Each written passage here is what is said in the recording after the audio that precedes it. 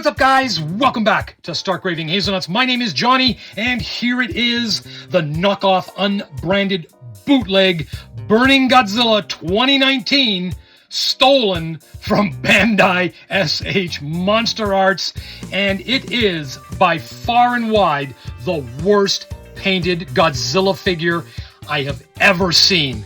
And I know what you guys are saying. You're saying, hey, Johnny, come on, what did you expect here? It's a bootleg. And I'm going to say this, I have a lot of bootleg Godzilla figures. I love knockoff bootleg Godzilla figures. And for a price point that I pay between $15 and like $34, I have always been happy with the item that I have been sent, and sometimes they are even nicer and painted better than what you get from Playmates or anything like that. So yes, I love my Godzilla knockoffs, even fantasy ones like this. They've always been good.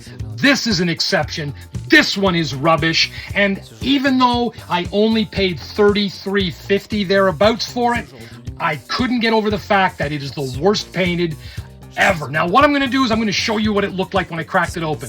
Then I'm going to unbox this because inside is the newly painted custom Burning Godzilla that I'm going to show you. And then I'm going to tell you how I did it. I'm going to show you what paints I used. And finally, we'll wrap up the video by comparing this knockoff with the Bandai SH Monster Arts original. So let's crack on. First off though, this is the rubbish I saw when I opened the box.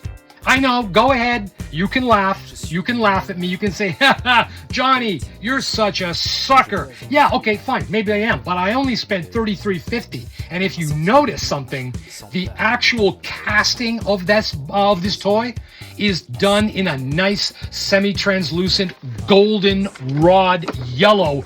So that has it going for it. It's actually a very nice base from which I could use to customize it and bring it up to a level that I would be happy to display. And having said that, here it is. So let's crack on with this. Now you'll notice here that this wonderful little knockoff comes with an impact blast and an atomic breath thing that plugs in there and will stick into Godzilla's mouth. It comes with that.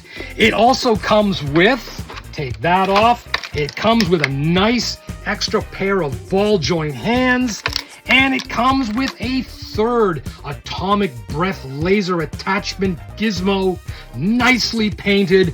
These are 4 little treats that you never got in the Bandai Monster Arts original, those cheap pricks. Okay, but I digress. Let's get on with it and let's pull him out of the box. This is my repainted version of the Burning Godzilla. And just to remind everybody what it looked like when I cracked it open initially. Wow. Yeah, big change there. So how did I do it? How did I go from this garbage to this? Well, let's get into it.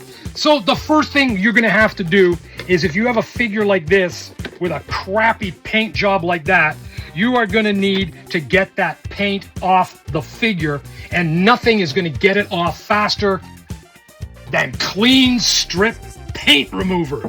Right here, works in 15 minutes. But if you apply this to a knockoff toy or any toy, it strips the paint in like 3 or 4 seconds. So what I did was I took my brush, okay? So I took my trusty brush, I dipped it into the paint remover, and I did it in sections. Here's a photo of me starting with this figure. So I would start and I would apply the paint stripper here. Then I would wait 3 or 4 seconds and wipe it off, okay? Wipe off the paint stripper, revealing, if there's enough revealed, I was happy I could continue. If not, I reload and do it again. So my basic concept here, what I wanted to do was I wanted to remove 90% of the crappy paint that was on it. And because I want to maintain all this nice yellow that the figure was cast in. So I wanted to remove enough paint on the arms and the legs so that it would create a nice original highlight and you could see all the nice goldenrod yellow casting in these scales that comes into later when I paint it. So I clean stripped this sucker, got all the paint down, 90% off, and then it was a matter of moving into the actual coloring. So I used 2 colors on this figure. Both of them are amazing. They come from Tamiya Acrylic Paint Minis. This one is a clear orange. This one is a clear red. This one is for the body. This was for the fins. Now let's take a look first at the clear orange. This is great stuff. It's kind of like a lacquer or a clear orange shellac. That's the best way I can describe it. And it smells like green apples for some reason. And it's rather quick drying. So what I did was I got my brush and I loaded it up with the Tamiya clear orange lacquer. And I wanted to just color the part of the figure halfway down. So what I did with a dry brush, you can see almost a line. I started dry brushing in the first layer here, right down the tail, okay? Because I want to keep the original cast golden yellow of the plastic intact. I don't want to touch that. So I did that, then I worked it up into the head, then I reloaded again. Next time I drop my brush just a bit and I start a little bit lower and I go at it again and I start lower. Okay, reload again, go even lower. So the idea for me was to develop a nice gradation, a nice fade of orange. That's what I wanted. And I did the same on the legs, concentrating more on the top and the inside and around and under into the crevices while keeping the thigh and the calf relatively light because I want that yellow to, come through, the yellow of the casting to come through and pop. Same with the arms. I kept that also true to the plastic. And you can see here from this angle, you can see there how the highlight was saved and spared, okay? So I just didn't lather on everywhere. Okay, so once I had done that, I had put on the first layer and I was happy with the orange. Next color I brought in was this. This is a Deco Art Americana and it's Alizarin Crimson. Now this is a typical opaque acrylic paint, but what luck, because when I started to apply that paint to the figure here on the underside, I found that dry brushing it over the acrylic orange clear coat, it actually developed kind of a translucent quality itself. Look at that. It doesn't look opaque at all. It blends beautifully with the already laid in acrylic orange clear coat. So then I would take a fine brush and I would get in there and I would get in there with that crimson and fill in the cracks, work in the deep recesses of the scales, okay, and the sculpt there, getting it to a level where I wanted it. Similarly, under the tail, I worked it in there, okay. Get in there with my pointy brush, fine it. There we go. Nice. And then I did the hands and I worked it into the head. Now you'll notice too, what is great is that the combination of very light dry brush of this paint actually mixes really nicely with the orange. And it creates almost like the feet, the hands, and the head have been cast in kind of like a crimson red. Look at that. It just blends so well. What a surprise. Okay, so then we move into the next color. As I said, I used this. And I used this for the fins. Now the fins do look orange, but they're not. This is clear red, okay? So again, with the clear red, I would load up my brush and I would first off, what I would do is just the tips. I would just do the tips and I would dry brush the tips to get them a dark red to the level that I wanted. Okay, so just doing the tips. Then I would go down the spines on the tail, doing the tips. So they got that candy coated spike look. Then I would reload, for a second and final time.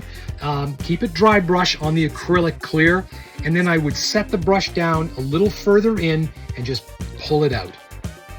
Pull it out. So I got, as you can see there, a nice fade going on, and the second dry brush adds further color to the tips and to the spines. So you got that nice fade look, but with pointy red to the tips, and that's what I went for.